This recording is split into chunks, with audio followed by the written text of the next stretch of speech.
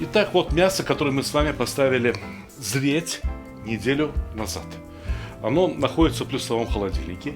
И теперь я должен сказать, что я сделал для того, чтобы это мясо не испортилось и не пропало. Во-первых, оно обмазано специями. Во-вторых, вот здесь сверху лежит ультрафиолетовая лампа, которую мы время от времени включали для того, чтобы в холодильнике погибли любые микробы. А внизу стоял увлажнитель. Для чего этот увлажнитель нужен был? Для того, чтобы мясо не так сильно сохло. Впрочем, даже если оно и подсохнет, то ничего страшного и ужасного не произойдет. Всего лишь навсего вес мяса станет несколько меньше, а вкусным оно останется точно таким же. Пойдемте, попробуем. Знаете, вот это очень большой кусок мяса. Мне столько сегодня не надо. Я поищу, где там ребрышки спрятались. Раз ребро, два ребра. Вот здесь прорежу. Все на ощупь, все на ощупь. Вот прям посмотрите как. Я прижимаю нож к ребрам. Вот какой чудесный кусок мяса. Вы полюбуйтесь его цветом. Вот этот цвет уже зрелого мяса, вызревшего мяса. Вот эту часть можно отрубить и сразу пустить на бульон. Равно как и вот эту изрядно подсохшую и сильно приправленную часть мяса. Подправлю нож.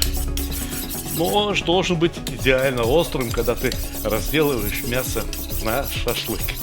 Жира, специи я убирать не стану. Пусть остается. Посмотрите, вот просто посмотрите, какое сейчас стало мягкое мясо. Да оно как масло режется. Ну посмотрите, чистый мрамор же. А за сколько мы купили этот кусок? 300 рублей килограмм. Не верите? Вот здесь подсказка есть. Пойдите посмотрите ролик, как я ходил на базар, как выбирал мясо, как я его покупал. Понимаете, что делают опыт и знания? А вы все, мраморное мясо нам недоступно, нам недоступно. Да как вам не стыдно? Я солил мясо, я перчил, но все это на поверхности. И соль проходит внутрь мяса очень медленно. Вы вспомните, сколько просаливаются окорока. Ведь этот кусок мяса сравнимый по размеру с окороком. Поэтому я беру немножечко, вот буквально треть столовой ложки соли. Присыпаю мясо. Поэтому я беру черный перец, свежий черный перец. На такое мясо не жалко. И немножко массажируем. Так, чтобы соль равномерно прилипла на мясо. Знаете, все эти разговоры о том, что мясо солить потом, это неверные разговоры. Лучше мясо солить заранее. И лучше, чтобы мясо просолилось заранее. Когда мясо вот такими кусками, и если оно лежит в холодильнике, то надо дня 2-3, чтобы мясо равномерно просолилось. При комнатной температуре процесс происходит быстрее. Вот сейчас здесь на мангале все произойдет еще быстрее. Да? Я проводил эксперимент, насколько мясо теряет больше соков, если его посолить заранее. И этот эксперимент описан в книге «Мангал». Вот здесь вот ссылочка на магазин.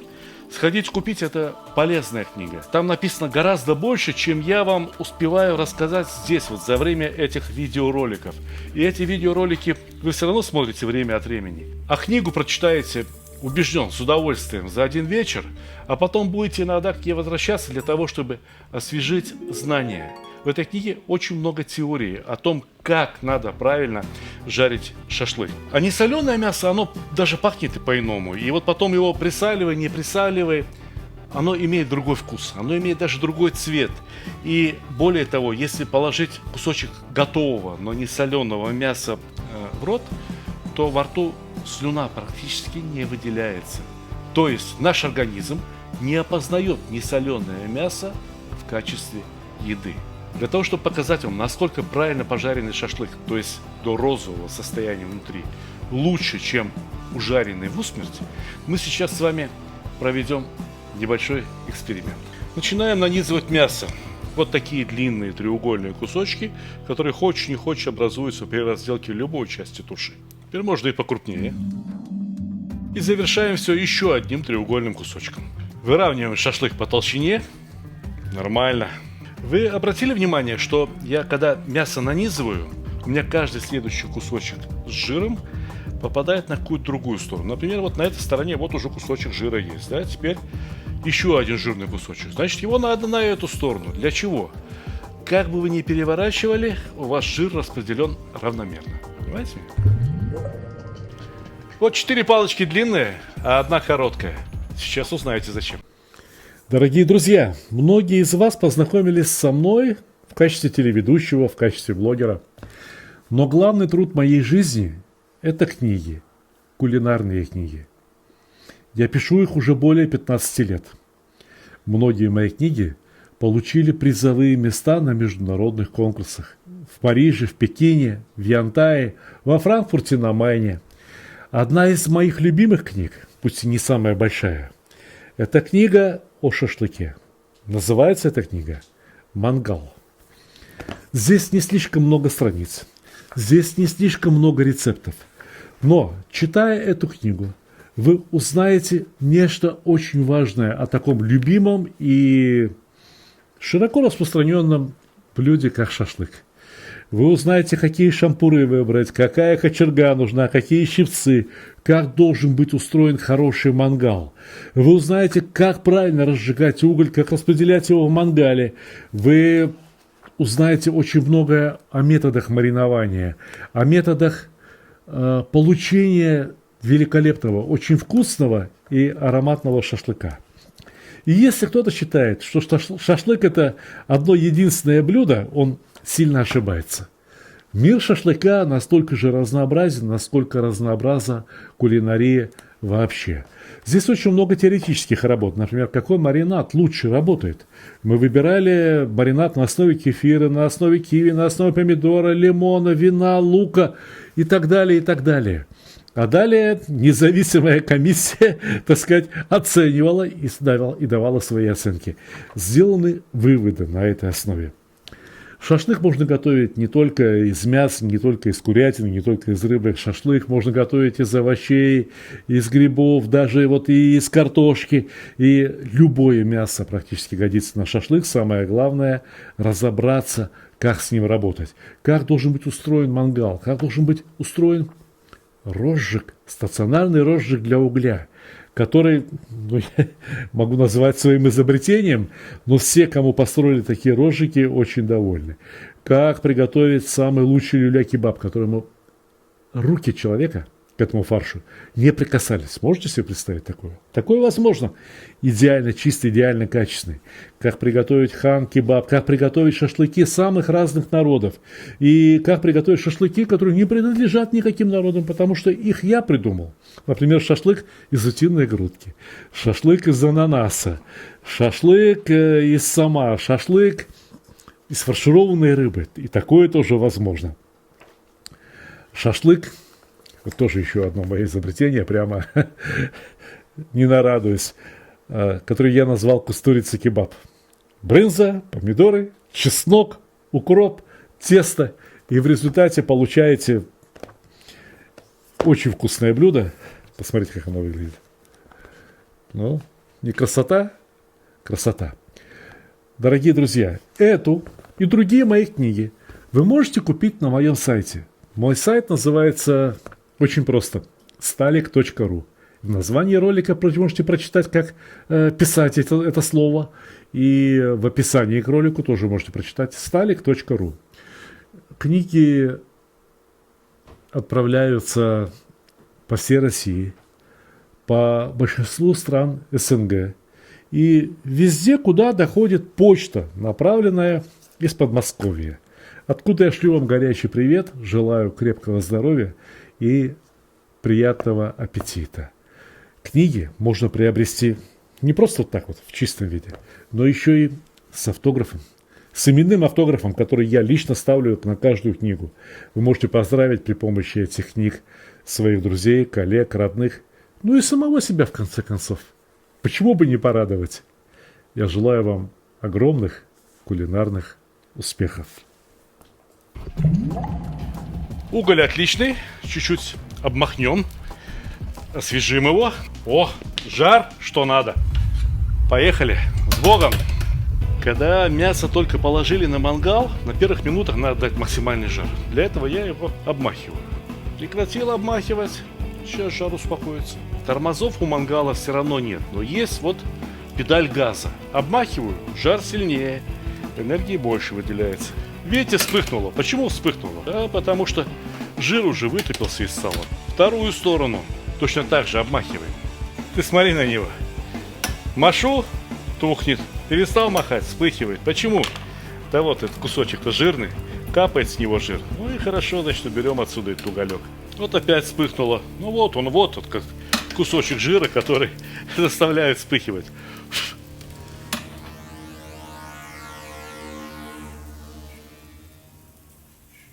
Теперь посмотрите. Вот я считаю, что сейчас шашлык находится на первой стадии приготовления. И я сдвигаю по одному кусочку вон туда. Эти кусочки больше не будут жариться. Но этот шампур короткий. Он у нас для теста, для сравнения. Каждый следующий кусок мы будем жарить примерно на 2 минуты больше. Последние куски мы пожарим насмерть, как многие любят, чтобы внутри ни капельки сока, ни одной кровиночки, ничего. Ну вот вторая ступень прожарки. Третья стадия. Здесь шашлык уже пожарен на грани приличия. Я бы для хороших людей так уже не жарил. Вот эти кусочки, это будут называться убитый шашлык имени комментатора Павла Колосова. Есть один такой комментатор, который бегает по всему Ютубу и пишет комментарии. Вот всегда не дожаривает, Сталик всегда не дожаривает, Сталик всегда не дожаривает. Вот оператор и режиссер говорят, что слишком много чести для Павла Колосова. Вспоминать его. Ну, есть такой парень, живет такой парень, понимаете? Любит насмерть прожаренное мясо. Павлик, для тебя работаю. Есть слова одного старого азербайджанского мудреца. Солдат должен быть живым, ну, в смысле крепким, здоровым, да, мощным. А шашлык должен быть чуть-чуть с кровью. Поверите или нет, что в Азербайджане так говорили? В старые времена. Сдвигаем. О, да я уже чувствую, я на него давлю. Он уже такой твердый. Такой твердый. Все, ребята. Я так больше не могу. Все, эксперимент подходит к концу. И передается в оценочную комиссию. И оценивать на этот раз будут не люди. Будете верить в цифры. Итак, ставим тарелочку на весы. Тарелочка весит 370 грамм. Обнуляем тара. Кладем на него кусочек мяса. И вот нож. Я сейчас буду давить этим ножом на кусок мяса до тех пор, пока он не начнет разделяться. И мы запишем, сколько грамм усилия понадобилось для этого. Вот нож. Вот все, мясо разрезалось. 3,7. Следующий кусок. Давлю. Простите, не заметил. 3,6. Следующий кусок. Сколько было? 5. Вторая степень прожарки. Куски крупнее. Сколько? 5,7. 6. Жюри говорит, было 7,3. Внутри розовенькое. Третья степень. Ну, 6,8. 7,8. 10. Не, ну 8,5 начало резаться. И вот начинается убитый шашлык. Дошло до 12, ладно, подыграем ему, запишем 11. Серенькое внутри. 8,5. 10,5. 10. Ну и, наконец, пожаренное так, как Павел Колосов любит. Мягкое.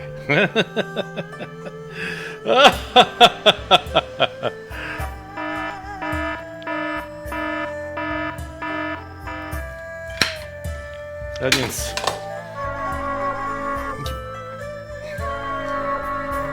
$13 килограмм. Ну-ка, давай. Ну-ка, может быть, здесь неудачно. Давайте с другой стороны. 12. 12.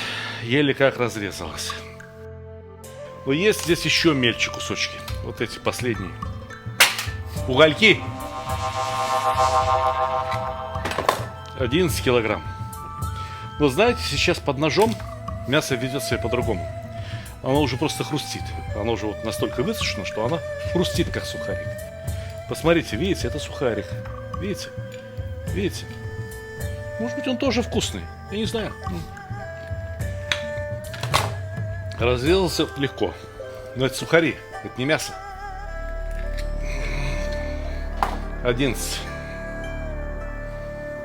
У нас остался еще вот этот пробный шашлык, который долго-долго готовился при слабом нагреве. Ну, 8 килограмм.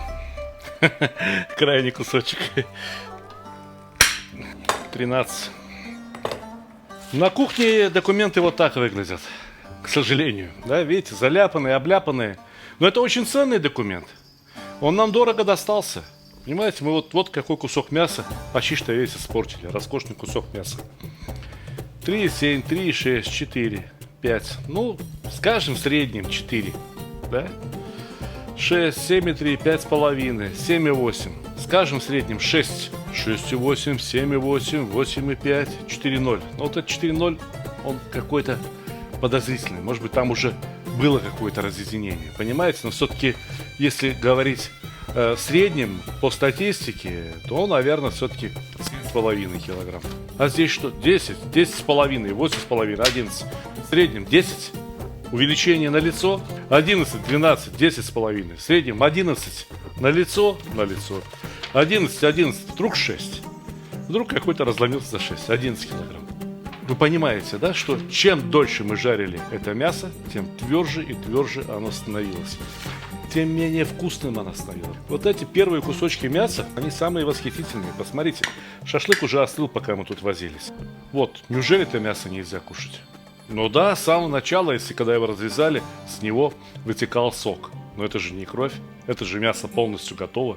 Это то, чему я вас учу, что я вам показываю уже много-много лет, что не надо пережаривать. В этом секрет сочности, в этом секрет вкуса.